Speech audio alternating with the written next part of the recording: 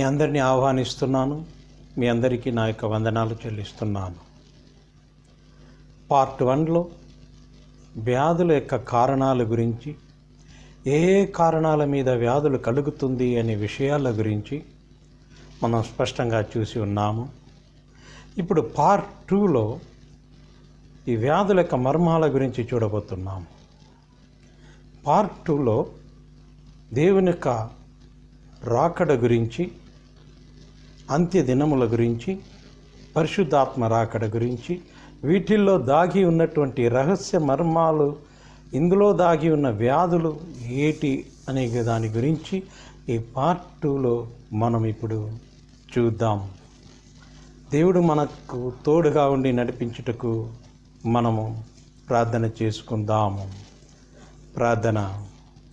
ప్రభువా, దీన్ని చూచే ప్రతి ఒక్కరూ విశ్వసించి దేవునికి లోబడి పాప శాపముల నుండి విడుదల పొంది, మారు మనసు పొంది, నీ యొక్క రక్షణ పొంది, నీ యొక్క నిత్య జీవమును పొందుటకు కరుణించు, దయచేయు, కృప చెయ్యు, ఆశీర్వదించి నడిపించు. యేసు నామములో దీనముతో వేడుకుంటున్నాము తండ్రి. ఆమేన్, ఆమేన్. మత్తాయి 24వ అధ్యాయం 3వ వాక్యం. దేవుని యొక్క శిష్యులు దేవుని దగ్గర అడుగుతున్నారు, తండ్రి, నీ యొక్క రాకడకు, ఈ యొక్క ప్రపంచ అంత్య దినములకు ఉన్నటువంటి సూచనలేవి, ఏ సూచనలు ఉన్నాయి అని చెప్పి సూచనల గురించి అడుగుతున్నారు. ఈ యొక్క సూచనల గురించి దేవుడు చెబుతూ వస్తున్నాడన్నమాట. వారు అడిగిన విషయంలో 2 విషయాలు ఉన్నాయి, గమనించాలి.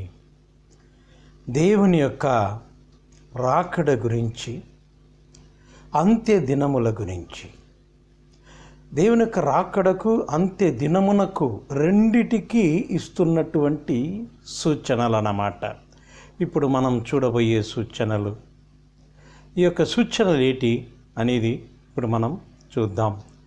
మత్తాయి పరిశుద్ధ గ్రంథమైనటువంటి మత్తాయి 24వ అధ్యాయం 7, 8 మనం చూద్దాం.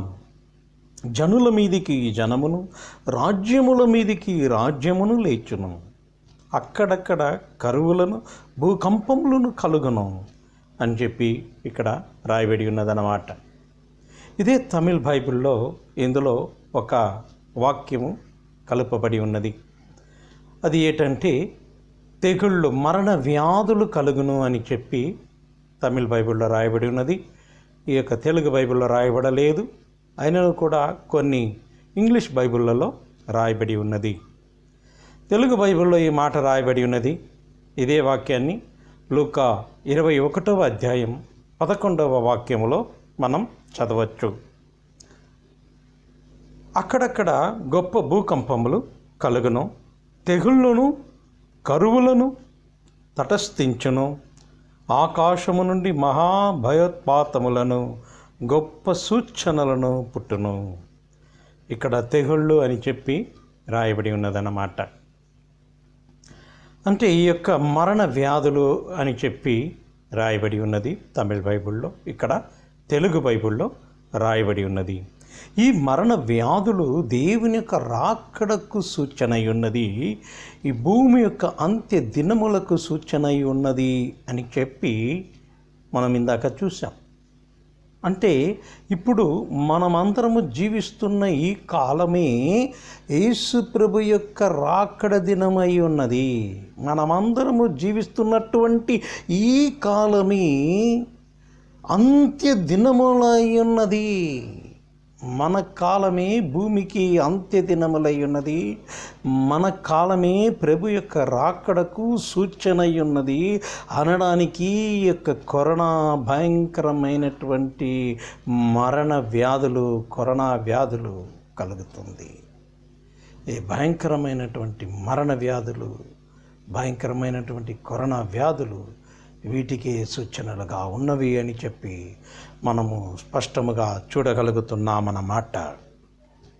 ఇంకా మనం చూసినట్టయితే యెహెజ్కేలు 14వ అధ్యాయం 21వ వాక్యము, యెహెజ్కేలు 5వ అధ్యాయం 17వ వాక్యము, యెహెజ్కేలు 33వ అధ్యాయం 27వ వాక్యము. ఇక్కడంతా కూడా ఏమని రాయబడి ఉన్నది అంటే, మనం చూస్తే, నా జీవము తోడు పాడైపోయిన స్థలములలో ఉండువారు ఖడ్గముల చేత కూలుదురు, బయట పొలములో ఉండు వారిని నేను మృగములకు ఆహారముగా ఇచ్చెదను.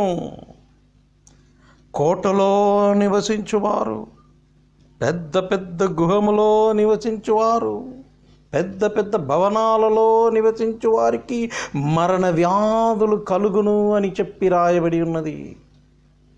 ఎంత పెద్ద కోటలో, ఎంత పెద్ద గృహములో, భవనములో దాక్కుని ఉన్నా, నివసించినా, ఎంతటి గొప్ప వ్యక్తి అయినా అక్కడికి కూడా ఈ యొక్క మరణ వ్యాధి దూసుకొస్తుంది అని చెప్పి చూస్తున్నామన్నమాట. ఈ 3 వాక్యాలలో మనం చదివిన 3 వాక్యాలలో కూడా మనం ఏం చూస్తున్నామంటే, ఖడ్గము చేత, క్షామము చేత, దుష్ట మృగముల చేత, మరణ వ్యాధుల చేత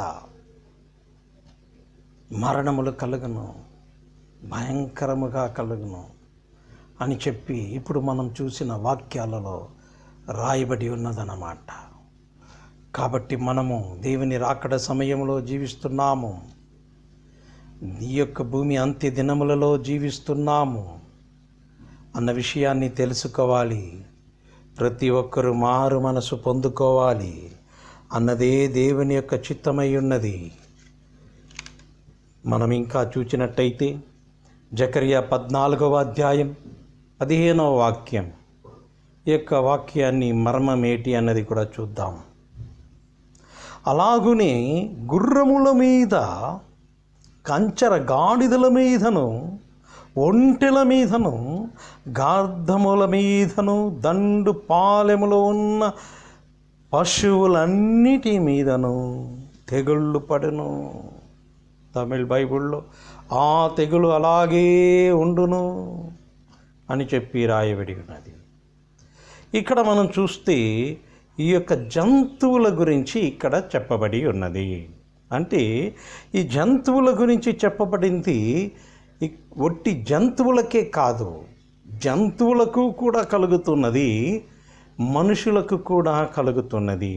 అంటే ఈ వాక్యములో చెప్పబడినటువంటి జంతువులకు చెప్పబడలేదు, జంతువుల యొక్క పేర్లు జంతువులకు చెప్పబడలేదు.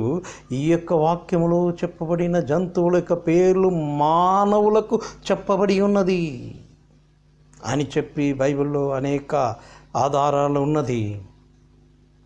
ఈ ఆధారాలను పెట్టుకొని మాత్రము నేను చెప్పట్లేదు. దేవుడు మాట్లాడినందువలన, ఈ రహస్యమును బయలుపరచినందువలన కూడా ఈ యొక్క ఆధారములతో ఈ యొక్క వాక్యమును మనం చూస్తున్నామన్నమాట.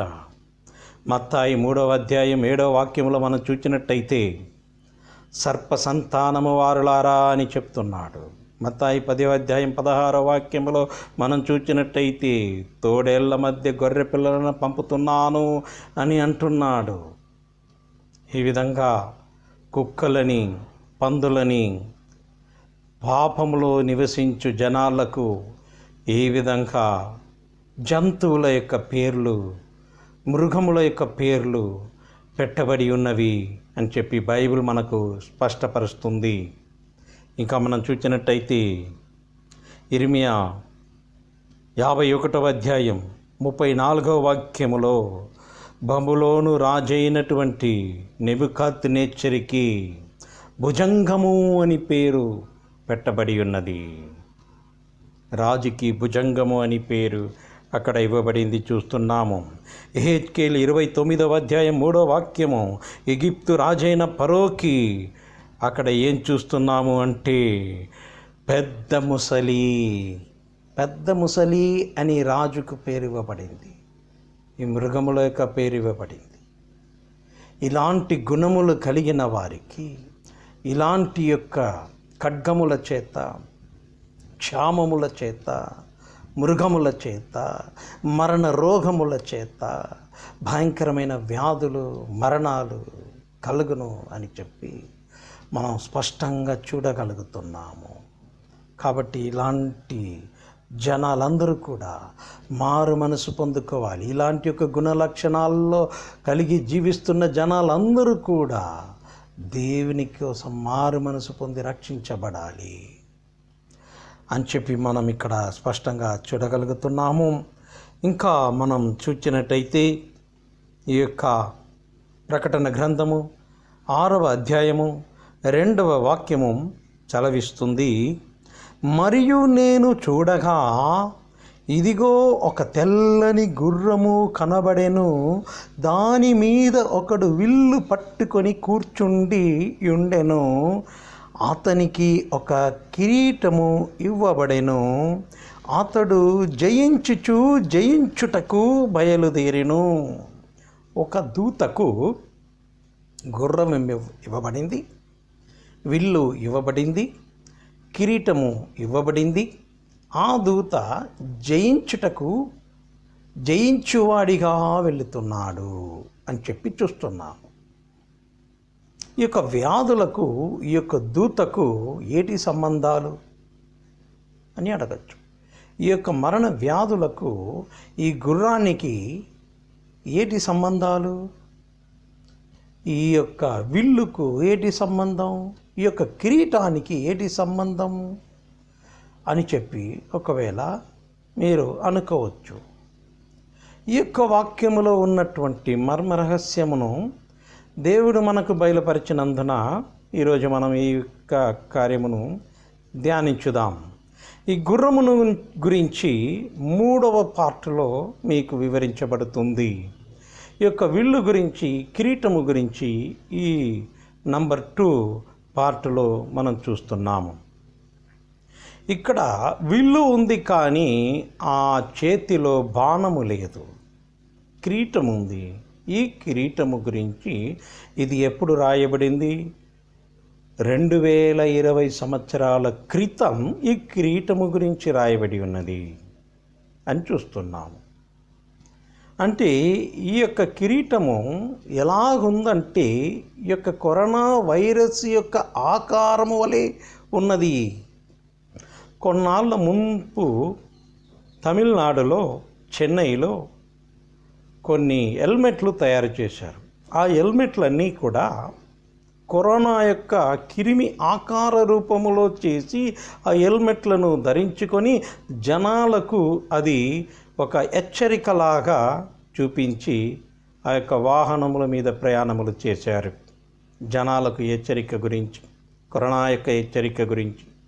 అంటే ఈ యొక్క కరోనా యొక్క క్రిమి ఆకారమైనటువంటి హెల్మెట్టు ఏ విధంగా ఉన్నదో అదే విధంగా ఆ కిరీటము ఉన్నది.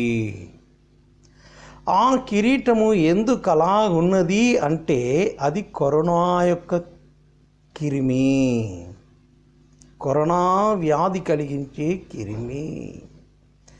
ఇక్కడ మనం చూస్తున్నది విల్లు చూస్తున్నాము, అందులో బాణము చూడలేదు. ఈ బాణము ఉంటేనే ఆ విల్లు యుద్ధము చేయడానికి అది తగినదవుతుంది. కానీ ఇక్కడ బాణము లేదు, ఒట్టి విల్లు మాత్రమే ఉన్నది. అంటే ఒక ఆయుధం ఉన్నది. ఆ ఆయుధము ఎదుటి వారిని భయపరచుట కోసం ఉన్నది, దిగులుపరచుట కోసం ఉన్నది, భయాందోళన పుట్టించుట కోసం ఉన్నది ఆ విల్లు అని చెప్పి మనకు అర్థమవుతుంది. అదే దేవుడు చెప్పిన బయలుపరిచిన కార్యము. ఇప్పుడు ఈ యొక్క వ్యాధి ఏం చేస్తుంది అంటే, ఒక కుటుంబంలో 4 లేక 5 ఉండి వారిలో ఒకరికి వ్యాధి కలిగినప్పుడు ఆ ఒక్కరిని వారు విడదీసి సపరేట్గా ఉంచుతున్నారన్నమాట. ఎందుకంటే మనిషికి మనిషి దగ్గరవ్వడానికి భయపడుతున్నారు. ఈ దూతుడు కలిగించే కార్యమేటి? మనిషి ముట్టుకోకూడదు, చేతులు కలుపుకోకూడదు, దగ్గరుండి మాట్లాడకూడదు, మనిషికి దగ్గరికి మనిషి వెళ్ళకూడదు అని చెప్పి భయము పుట్టిస్తుంది. వెళ్ళినట్టయితే రోగము పుట్టిస్తుంది, మరణము పుట్టిస్తుంది. కాబట్టి ఈ యొక్క భయమే ఆ యొక్క విల్లు, అంబులేని విల్లు. ఈ యొక్క భయమే అంబులేని విల్లు, అంబులేని విల్లే భయము అని చెప్పి మనం ఇక్కడ స్పష్టంగా చూస్తున్నాము. కిరీటము గురించి, ఈ యొక్క విల్లు గురించి ఇప్పుడు మనకు స్పష్టత దొరికింది. గుర్రము గురించి పార్ట్ 3లో మనం చూద్దాం. ఈ యొక్క కరోనా వ్యాధి గురించి అప్పుడే రాయబడి ఉన్నది అన్నమాట. అది ఇప్పుడే నెరవేరింది అన్నమాట. అంటే దేవుని యొక్క రాకడ సమయం ఇదే అన్నమాట. అంటే ముగింపు యొక్క కాలము ఇదే అన్నమాట. కాబట్టి గమనించండి, ఈ యొక్క వ్యాధుల గురించి మనము చూసాము. ఈ యొక్క వ్యాధులు యెహెజ్కేలు 5వ అధ్యాయం 12వ వాక్యము మనం చూచినట్టయితే, కరువు వచ్చి ఉండగా నీలో 3వ భాగము తెగుళ్ళచే ఆ మరణమును, 3వ భాగము ఖడ్గముల చేత నీ చుట్టూ కూలును. నేను కత్తి దూసి మిగిలిన భాగమును నలు దిశల బెదరగొట్టి తరుమెదను అని చెప్పి చూస్తున్నాము. ఇక్కడ మనం చూస్తున్నది ఏంటంటే, ఈ యొక్క వ్యాధి మూలంగా ప్రపంచమంతటా భూమి మీద ఉన్నటువంటి భూజనులు అందరిలో కూడా 3లో 1 భాగము అంత్యమగుదురు, 3లో 1 భాగము అంత్యమగుదురు అని చెప్పి చూస్తున్నాము. మనము మత్తాయి 24:7లో మనం చూసింది ఏంటి అంటే, మత్తాయి 24:7లో మనం చూసిన ఒక వాక్యము, జనము మీదికి జనము, రాజ్యమున మీదికి రాజ్యమును లేచును, అక్కడక్కడ కరువులు, భూకంపములు కలుగును, మరణ వ్యాధులు కలుగును. ఇప్పుడు ఇక్కడ చూసిన కార్యములు ఏంటంటే, భూకంపములు, కరువులు, యుద్ధములు, మనుషులకు మనుషం విరోధం, ఈ మరణ వ్యాధులు. ఇప్పుడు ఇన్ని కార్యములు చెప్పబడి ఉన్నాయి. ఈ ఇన్ని కార్యములు కూడా జరిగినప్పుడు, ఈ మరణ వ్యాధులతో పాటు కూడా ఈ ఎన్ని కార్యములు కూడా జరిగినప్పుడు, భూమి మీద ఉన్నటువంటి మనుషులలో 3 భాగములో 1 భాగము మరణానికి పోతుంది, మరణించబడతారు. కాబట్టి దేవుణ్ణి అంగీకరించండి, మానవుణ్ణి సృష్టించినటువంటి దేవుణ్ణి అంగీకరించండి. మానవుణ్ణి సృష్టించినటువంటి దేవుణ్ణి అంగీకరించినప్పుడు మానవుణ్ణి దేవుడు రక్షిస్తాడు, మానవుణ్ణి దేవుడు రక్షిస్తాడు. ఇంతకుముందు దేవుడు వచ్చినది మానవుని యొక్క పాపముల నుండి, శాపముల నుండి, వ్యాధుల నుండి విడుదల కలిగించుట కోసం వచ్చాడు. కానీ ఇప్పుడు రాబోయేది, దేవుడు కొడితే కొట్టించుకోవడానికి రావట్లేదు, రక్తము కార్చడానికి రావట్లేదు, ప్రాణము పెట్టడానికి రావట్లేదు.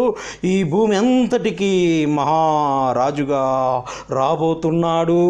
అతి త్వరలో మన కాలములో మహారాజు రాబోతున్నాడు, ఏలుటకు రాబోతున్నాడు, అధికారముతో రాబోతున్నాడు. ఆ యొక్క దేవుణ్ణి నమ్ము, విశ్వసించు, లోబడు, అంగీకరించు.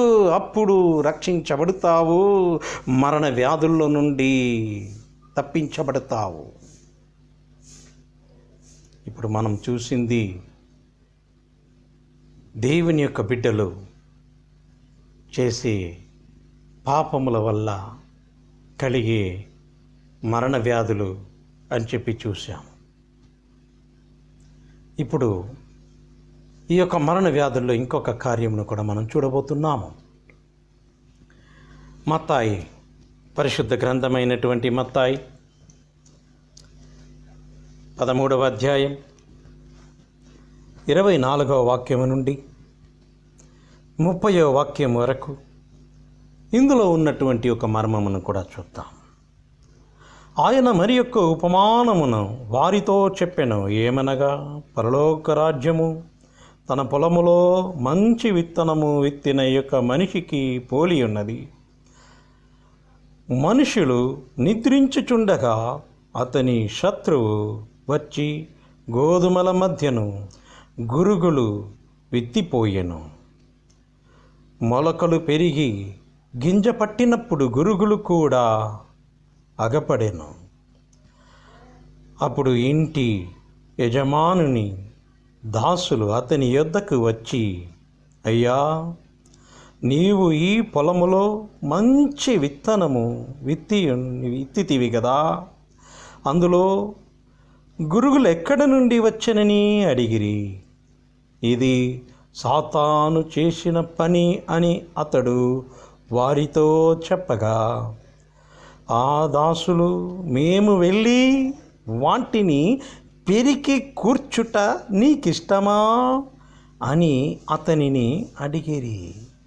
అందుకతడు, వద్దు, గురుగులను పెరుకుచుండగా వాటితో కూడా ఒకవేళ గోధుమలను పెళ్ళగింతురు, కోత కాలము వరకు రెండిటినీ కలిసి ఎదుగనీయుడి.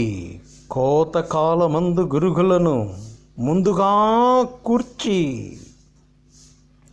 వాటిని కాల్చివేయుటకు కట్టెలు కట్టి గోధుమలను నా కొట్టులో చేర్చి పెట్టుడని కోతగాండ్రులతో చెప్పుదన. నేను ఇక్కడ మనం విషయాలు గమనించాలి. ఏంటి అంటే, దేవుడు మంచి వాటిని విత్తినప్పుడు అందులో సాతాను పిచ్చి మొక్కలను, పిచ్చి విత్తనాలను కూడా నాటి ఉన్నాడు. ఆ పిచ్చి మొక్కలు ఎదిగి కనిపించినప్పుడు శిష్యులు అడుగుతున్నారు, ప్రభువా, ఏలియా అగ్గిని రప్పించినట్టుగా మేము కూడా రప్పించి ఈ యొక్క జనాలను కాల్చివేయుటకు నీకు చిత్తమా? ఈ యొక్క మొక్కలను పెరికి వేయుటకు నీకు చిత్తమా? నువ్వు ఆజ్ఞ ఇస్తే మేమిప్పుడే వెళ్ళి ఈ యొక్క పిచ్చి మొక్కలన్నిటినీ పెరికి వేస్తాము అని దేవుని దగ్గర పర్మిషన్ అడుగుతున్నారు. దేవుడు ఆ సమయంలో, ఆ కాలములో పర్మిషన్ ఇవ్వలేదు. కోతకాలము రాలేదు కాబట్టి ఉండాల్సిందే అనేశాడు. పెరకాలి అంటే కోతకాలం రావాలి. ఒకవేళ పెరిగినట్టయితే గోధుమలకు ఇబ్బందులు కలుగును, సమస్యలు కలుగును. కాబట్టి గోధుమలకు కూడా దానితో పాటు వచ్చేస్తుంది. కాబట్టి కోతకాలం వచ్చే వరకు దాన్ని పెరకకూడదు. కోతకాలం వచ్చినప్పుడు నేను ముందుగా వాటిని పెరికి కట్టలు కట్టి నిత్య అగ్ని సముద్రములో వేస్తాను. నిత్య అగ్ని సముద్రములో వేస్తాను. ఎప్పుడు వేస్తాను? కోతకాలం వచ్చినప్పుడు వేస్తాను. ఎప్పుడు వేస్తాను? కొట్టులో చేర్చిన పిమ్మట.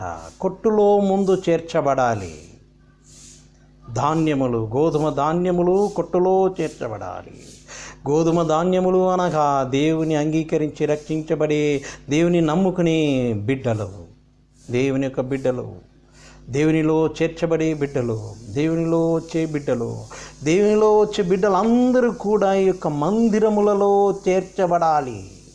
మందిరములలో వారు చేర్చబడిన పిమ్మట, మందిరములలో వారు ఎప్పుడు చేర్చబడతారు? కోతకాలము. కోతకాలం అంటే ఏంటి అన్న రహస్యం మనం చూద్దాం. ఇక మనం చూసినట్టయితే కోతకాలం అంటే రహస్యము దేవుని యొక్క రహస్య రాకడలో ఉన్నటువంటి కోతకాలము గురించి ఇక్కడ చెప్పబడలేదు. దేవుని యొక్క రహస్య కాలం అని చెప్పి ఇక్కడ చెప్పబడలేదు. ఆ కాలములో మందిరము ఎత్తబడుతుంది అని కూడా ఇక్కడ చెప్పబడలేదు. ఎత్తబడుతుంది అని చెప్పలేదు.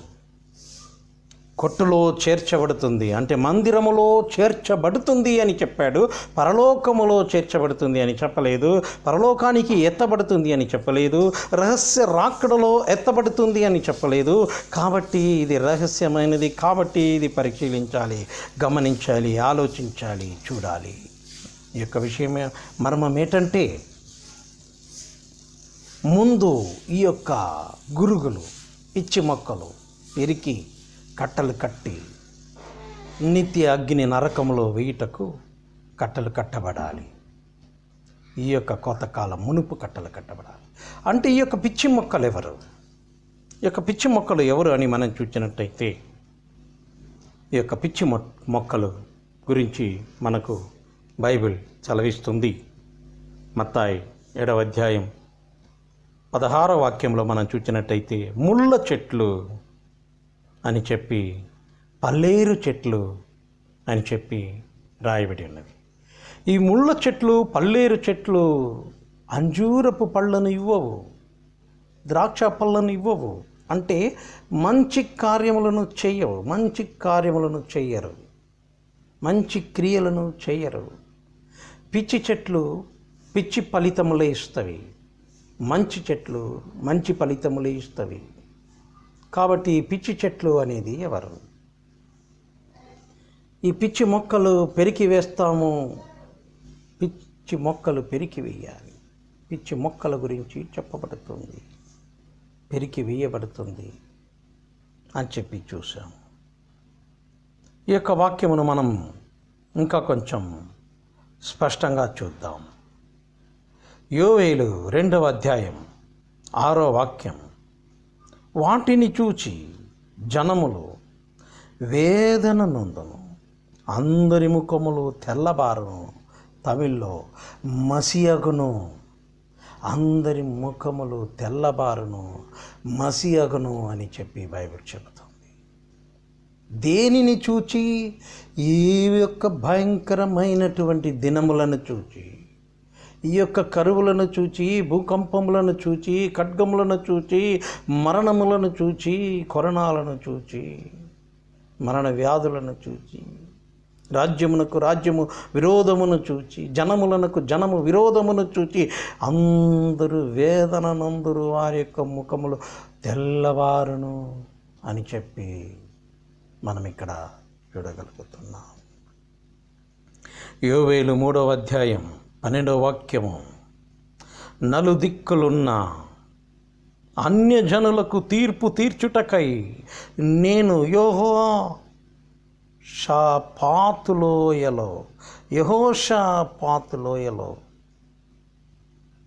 తీర్పు తీర్చుటకై నేను యెహోషాపాతులోయలో ఆసీనుడగదును. అన్యజనులను లేచి అచ్చటికి రావలెను. ఇక్కడ గమనించండి, భూమి యొక్క 4 వైపుల నుండి, భూమి యొక్క 4 దిక్కుల నుండి అన్యజనులు తీర్పు తీర్చుటకు రావాలి. ఎక్కడికి రావాలి? యెహోషాపాతు లోయలోకి రావాలి. అక్కడెవరున్నారు? ప్రభు అయిన దేవుడు ఆ యొక్క లోయలో ఆసీనుడై ఉన్నాడు. అన్యజనులు లేచి అచ్చట రావలెను. ఈ యొక్క యెహోషాపాతు లోయ యొక్క లోయ మర్మము మనం బైబిల్లో పరిశీలన చేసినట్టయితే పాతాళము గురించి చెబుతుంది. సరే, ఆ మర్మములోకి లోతులోకి మనం ఇప్పుడు వెళ్ళనవసరం లేదు. మనం ఈ యొక్క యోవేలు 3:12లో ఏం చెప్పబడి ఉంది అనేది గమనించాలి అంటే, తెలుసుకోవాలంటే యోవేలు 3వ అధ్యాయం 13వ వాక్యం 14వ వాక్యం మనం చదవాలి. పైరు ముదిరినది, కొడవలి పెట్టి కొయ్యుడి, గానుగా నిండి ఉన్నది, తొట్లు పొర్లి పారుచున్నది, జనుల దోషము అత్యధిక మాయను, మీరు దిగిరండి. మనుషుల యొక్క పాపములు అత్యధికమైపోయినది కాబట్టి మీరు దిగిరండి అని చెప్పి అప్పుడన్నాడు. 2020 సంవత్సరాల క్రితం ఈ యొక్క మొక్కలను కోయొద్దు, పెరకొద్దు అని. ఇప్పుడు పెరకడానికి దేవదూతలకు ఆజ్ఞాపిస్తున్నాడు. పాపము అత్యధికమైపోయింది, ఇంకా నేను ఈ యొక్క పాపములను ఓర్వలేను, చూడలేను. కాబట్టి పరలోకము నుండి దీనికోసము నియమింపబడినటువంటి దేవదూతులు ఇప్పుడు దిగి రండి. కొడవలితో కొయ్యడానికి దిగి రండి, పాపము పండింది ముదిరింది అని అంటున్నాడు 13వ వాక్యములో. యోవేలు 3:14 మనం చూస్తున్నాము, తీర్పు లోయలో రావలసిన యెహోవా దినము వచ్చేసినది. లోయలో రావాల్సినటువంటి యెహోవా యొక్క భయంకర దినము వచ్చేసింది. అది ఇప్పుడే వచ్చేసింది. అది ఇప్పుడే, ఇదే కాలము, యెహోవా యొక్క భయంకర దినము కాలము ఇది. యోవేలు 3:14 మనం చూస్తున్నాము, భయంకర కాలము, యెహోవా యొక్క కాలము లోయలో వచ్చేసింది. జాగ్రత్త పడండి, మారు మనసు పొందండి, దేవునికి లోబడండి, దేవునికి భయపడండి, దేవునికి విశ్వసించండి, రక్షించబడండి. మీ యొక్క ప్రాణాత్మ శరీరములను రక్షించుకోండి, నరకమునకు వెళ్ళకుండా, ఆ యొక్క లోయలోకి వెళ్ళకుండా దేవుని అంగీకరించండి. ఎవరికి చెబుతున్నాడు? భూమి యొక్క 4 దిక్కులో ఉన్నటువంటి అన్య జనులకు చెబుతున్నాడు. దేవుని అంగీకరించని వారు, దేవుని అంగీకరించుకోకుండా, రక్షణ పొందుకోకుండా, మారు మనసు పొందుకోకుండా, దేవునిలో లేనివారు, దేవుణ్ణి కాని వారికి చెబుతున్నాడు. భూమిలో 4 దిక్కులో ఉన్నవారికి అందరికీ, ప్రతి ఒక్కరికి చెబుతున్నాడు. భూమి యొక్క 4 దిక్కులకు కూడా ఈ యొక్క ప్రమాదం ఉన్నది అని చెబుతున్నాడు. ఈ యొక్క ప్రమాదం ఉన్నది. ఇంకా మనం దీన్ని కొంచెము లోతుగా చూచినట్టయితే, నిర్గమకాండము 9వ అధ్యాయము 9వ వాక్యము నుండి 11వ వాక్యము వరకు మనము చూచినట్టయితే, ఇప్పుడు ఈ యొక్క కరోనా ఆగిన పిమ్మట మరొకటి రాబోతుంది. అది ఏ వ్యాధి రాబోతుంది అని చెప్పి అక్కడ రాయబడి ఉన్నది. నిర్గమకాండము 9వ అధ్యాయం 9 నుంచి 11 వరకు మనము చూచినట్టయితే, ఎగిప్తు జనాంగమునకు కుప్పలుగా వచ్చి, బబ్బలుగా వచ్చి, భయంకరమైనటువంటి వ్యాధులతో, బాధలతో వారు కష్టపడిరి అని మనం అక్కడ చూడగలుగుతున్నాము. అన్యజనులుగా ఉన్నందువలన వారికొచ్చింది. అన్యజనులుగా ఉన్నందువలన, వారు దేవుని అంగీకరించక పోయినందువలన, వారు దేవునికి లోబడనందున, విశ్వసించనందున, నమ్మనందున, రక్షణ పొందనందున, దేవునిలోకి రానందున వారికి భయంకరమైనటువంటి కొప్పలుగా వ్యాధులు కలిగింది. అదే వ్యాధి ఇప్పుడు మరలా కలగబోతుంది. అదే వ్యాధి ఇప్పుడు మరలా కలగబోతుంది. ఆ వ్యాధి నిన్ను తప్పించదు. ఎవరు తప్పించలేరు నిన్ను.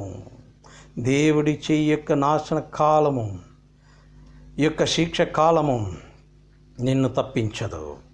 ఈ యొక్క శిక్షలు నిన్ను తప్పించవు.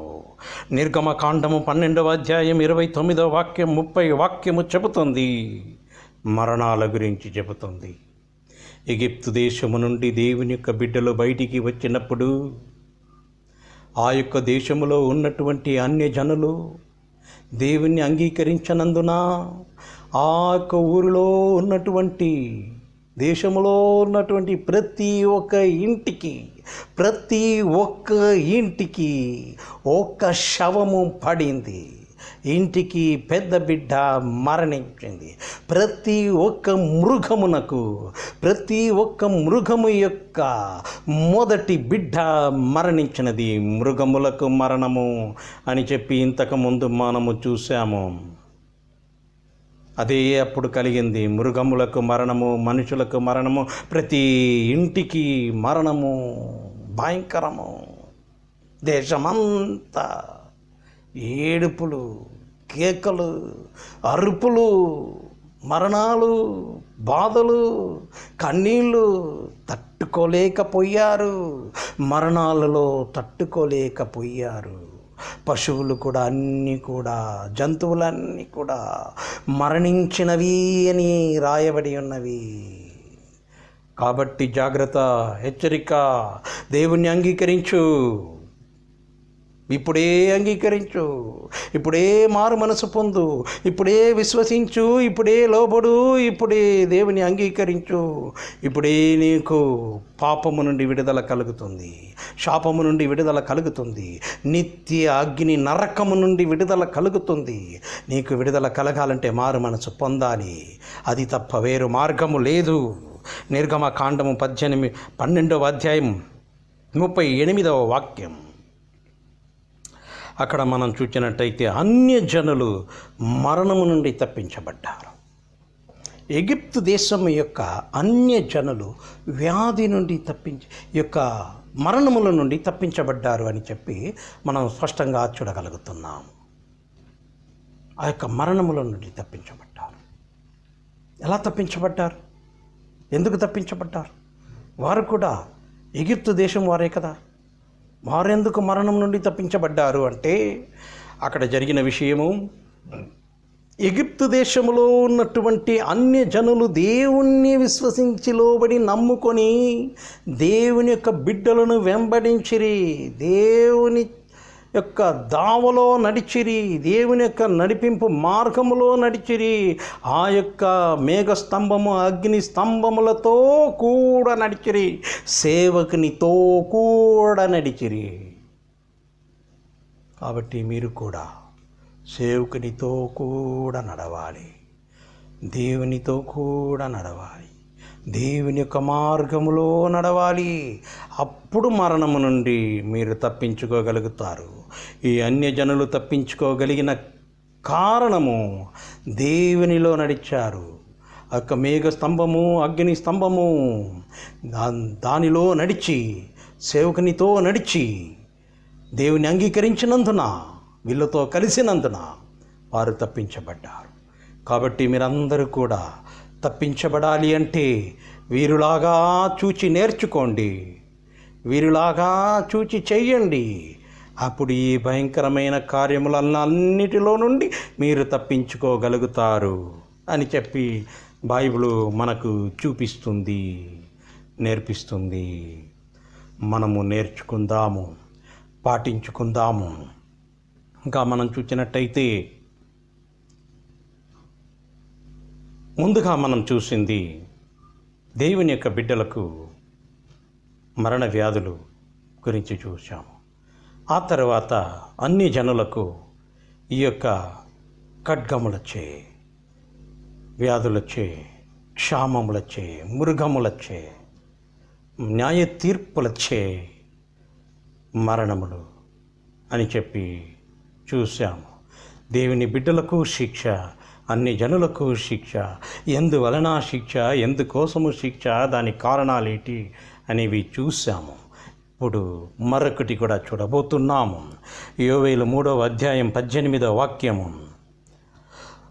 ఆ దినమందు పర్వతములో నుండి కొత్త ద్రాక్ష రసము పారును, కొండల నుండి పాలు ప్రవహించును, యూదా నదులన్నిటిలో నీళ్లు పారును, నీటి ఊట యెహోవా మందిరములో నుండి ఉబికి పారును, సిత్తీము లోయలో తడుపును అని చెప్పి చూస్తున్నాం. ఈ వాక్యం మనకు స్పష్టంగా అర్థం కావాలంటే ఇంకో వాక్యం చదవాలి. యోవేలు 2వ అధ్యాయం 23వ వాక్యం. సియోను జనులారా ఉత్సాహించు, మీ దేవుడైన యెహోవా యందు సంతోషించుడి. తన నీతిని బట్టి ఆయన తొలకరి వర్షమును మీకు అనుగ్రహించును, వాన కురిపించి పూర్వమందు వలె తొలకరి వర్షము కడవరి వర్షమును మీకు అనుగ్రహించును. ఇక్కడ వర్షము వర్షము వర్షము అని చెప్పబడింది మనకు కురిపించే వాన గురించి కాదు. ఈ తొలకరి వర్షము, కడవరి వర్షము పరిశుద్ధాత్మ మరల రాబోతున్నది అని చెప్పి ఈ యొక్క వాక్యము మనకు స్పష్టపరుస్తుంది. పరిశుద్ధాత్మ మరల రాబోతుంది అని చెప్పి యోవేలు 2వ అధ్యాయం 28వ వాక్యము కూడా మనకు స్పష్టపరుస్తుంది. ఈ యొక్క పరిశుద్ధాత్మ భూమి మీదికి మరలా అదే ఒక శక్తివంతముగా, అదే ఒక అద్భుత రీతిగా, అదే ఒక మహిమకరముగా అదే ఒక అద్భుత సూచన కార్యములు చేసే రీతిగా మళ్ళీ భూమికి రాబోతుంది. ఆ పరిశుద్ధ ఆత్మ మళ్ళీ అదేవిధంగా భూమికి రావడానికి మునుపు ఒక కార్యము జరగాలి. అదేంటి? అది మందిరములో నుండి ప్రవహిస్తుంది, మందిరములో నుండి ప్రవహించబోతుంది. కాబట్టి మందిరములో పరిశుద్ధాత్ముడు రాబోతుంది. కాబట్టి మందిరములో ఉండి దేవుని బిడ్డలు అని పేరు చెప్పుకొని, దేవుని యొక్క విశ్వాసులు అని పేరుతో మందిరములో ఉన్నవారికి ఈ యొక్క మరణాలు కలుగును. ఇప్పుడు చెప్పబడినటువంటి మరణాలలో అది ఏ మరణమైనా కరువు మూలంగా కావచ్చు, వ్యాధి మూలంగా కావచ్చు, ఖడ్గ మూలముగా కావచ్చు, క్షామ మూలముగా కావచ్చు, మృగముల మూలముగా కావచ్చు, భూకంపముల మూలముగా కావచ్చు, ఏ మూలముగా వచ్చిన మరణమే. ఈ యొక్క పరిశుద్ధాత్మ రాకడ దినములో పరిశుద్ధాత్మ వచ్చే మునుపు ముందు న్యాయ తీర్పు దేవుని బిడ్డలకని ఇంతకుముందు చూసాము. ఆ తర్వాత న్యాయ తీర్పు అన్ని జనులకని కూడా ఇంతకుముందు చూసాము. ఇప్పుడు కూడా అదే చూడబోతున్నాము. ఇప్పుడు కూడా అదే చెబుతుంది బైబిలు. ముందు మందిరములో నుండి ఇది ఉబికి పారును, మందిరములో నుండి ప్రవహించును అని చెప్పి చూస్తున్నాము. కాబట్టి దేవుని బిడ్డలమని చెప్పుకొని, దేవుని విశ్వాసులమని చెప్పుకొని, దేవుని యొక్క సేవకులము అనే పేరుతో ఉన్నటువంటి వారు, దేవుని యొక్క సేవకులుగా ఉన్నటువంటి వారు, దేవుని యొక్క సేవకులుగా ఉండి తప్పు చేస్తున్నటువంటి వారు, దేవునికి చిత్తము లేని కార్యములు చేస్తున్నటువంటి వారు, నిజమైన పిలుపు లేని వారు, వీరందరికీ కూడా ఈ యొక్క అంత్య దినములలో మరణము, పరిశుద్ధాత్మ రాకడ కాలములో మరణము, ముందు మరణము దేవుని సేవకులకు, దేవుని బిడ్డలని చెప్పుకొని పాప కార్యములలో ఉన్నటువంటి, పాపములలో ఉన్నటువంటి దేవుని బిడ్డలని చెప్పుకునే వారికి అలాంటి జనములకు మరణాలు ముందుగా కలుగుతుంది. కాబట్టి హెచ్చరిక దేవుని బిడ్డలారా, హెచ్చరిక దేవుని సేవకులారా, మారు మనసు పొందండి. నీతి నిజాయితీతో పరిశుద్ధ జీవితమును పాటించండి. దేవుణ్ణి విశ్వసించండి, లోబడండి, పాపమును తొలగించండి. దేవుణ్ణి న్యాయ నీతుల ప్రకారముగా, నియమముల ప్రకారముగా పాటించండి. ఈ యొక్క పరిశుద్ధాత్మ భూమిపై వచ్చి జనాలందరికీ కూడా రక్షణ కలిగిస్తుంది. కాబట్టి ఈ యొక్క జనాలలో ఉన్నటువంటి గురుగులు, పిచ్చి మొక్కలు, ముళ్ళ చెట్లు ఇవన్నీ కూడా పెరికి వేయబడాలి, కట్టలు కట్టబడాలి, ముందుగా ఆ లోయలో వేయబడాలి, ఆ యొక్క లోయలో తొయ్యబడాలి, ఆ యొక్క లోయలో తీర్పు తీర్చబడాలి, లోయలో తీర్పు తీర్చబడాలి. భూమి మీద ఉన్నటువంటి ఈ యొక్క పిచ్చి మొక్కలన్నీ కూడా ఈ యొక్క పరిశుద్ధాత్మ రాకడ మునుపు ఈ పిచ్చి ముక్కలన్నీ పెరికి వేయబడాలి అని చూస్తున్నాము. పిచ్చి ముక్కలన్నీ పెరికేదే కాకుండా కట్టబడాలి అని చూస్తున్నాము. లోయలో వేయబడాలి అని చూస్తున్నాము. నిత్య అగ్ని సముద్రములో వేయబడాలి అని చూస్తున్నాము. కాబట్టి ఇంతటితో భూమి ముగింపు లేదు. ఇంతటితో చివరి న్యాయ తీర్పు కాదు. చివరి న్యాయ తీర్పు ఇంకా ఉన్నది. ఈ దేవుని యొక్క రాకడ ముందు, ఈ అంత్య దినములలో, ఈ పరిశుద్ధాత్మ రాకడ మునుపు కలిగే న్యాయ తీర్పు మాత్రమే ఇప్పుడు నేను చెబుతున్నాను. ఈ చివరి న్యాయ తీర్పు, తెల్ల సింహాసనము మీద కూర్చుండి చేసే న్యాయ తీర్పును నేను ఇప్పుడు చెప్పట్లేదు. ఎవరు మిస్అండర్స్టాండింగ్ చేసుకోవద్దు. కాబట్టి అన్య జనులారా, భూమిపైకి పరిశుద్ధాత్మ రాకడ బొనుపు భూమి శుద్ధీకరించబడాలి. భూమి శుద్ధీకరించబడాలి అంటే ఈ యొక్క పిచ్చి మొక్కలు, ముళ్ళ చెట్లు ఇవన్నీ పెరికి వేయబడాలి, కట్టి వేయబడాలి, తీర్పు తీర్చబడాలి, లోయలో వేయబడాలి. కాబట్టి ముందు న్యాయ తీర్పు పరిశుద్ధాత్మ వచ్చినప్పుడు మందిరములో దేవుని సేవకులకు, దేవుని బిడ్డలకు, పిమ్మట భూమిపై ఉన్నటువంటి 4 దిక్కులో ఉన్నటువంటి దేవుని బిడ్డలు కాని వారందరికీ, దేవుని అంగీకరించని వారందరికీ మరణములు కలుగుతుంది. పాపంలో ఉన్న అందరికీ మరణములు కలుగుతుంది. నువ్వెంతటి భవనములో కూర్చున్నా, కోటలో కూర్చున్నా మరణ వ్యాధులు కలుగుతుంది. హెచ్చరిక. దేవుని అంగీకరించి ఇదే సమయము, నమ్ముకో ఇదే సమయము, రక్షణ పొందుకో ఇదే సమయము. ఇంకా కాలము లేదు, ఇంకా కాలము చెల్లదు, ఇంకా కాలము నడవదు. దేవుని యొక్క రాకడా బేగనే ఉన్నది, త్వరలో రానయ్యున్నాడు యేసు ప్రభు అని మనకు వాక్యాలు స్పష్టపరుస్తున్నది. కాబట్టి మారు మనసు పొందుడి అన్యజనులారా, దేవుని బిడ్డలారా, రక్షణ పొందుడి, దేవుని మార్గములో, నీతి మార్గములో, దేవుని యొక్క నియమములను పాటించి నడువుడి, రక్షించబడుడి. ఇది దేవుని యొక్క వాక్కై ఉన్నది, దేవుని యొక్క నోరై ఉన్నది, దేవుని యొక్క మర్మములై ఉన్నది, దేవుని యొక్క రహస్యములై ఉన్నది, దేవుడు బయలుపరిచినటువంటి కార్యములై ఉన్నవి. ఇవన్నీ కూడా ఈ చివరి కాలములలో దేవుడి రహస్యములు, మర్మములు అన్నీ కూడా మనకు దేవుడు స్పష్టముగా బయలుపరిచి ఉన్నాడు.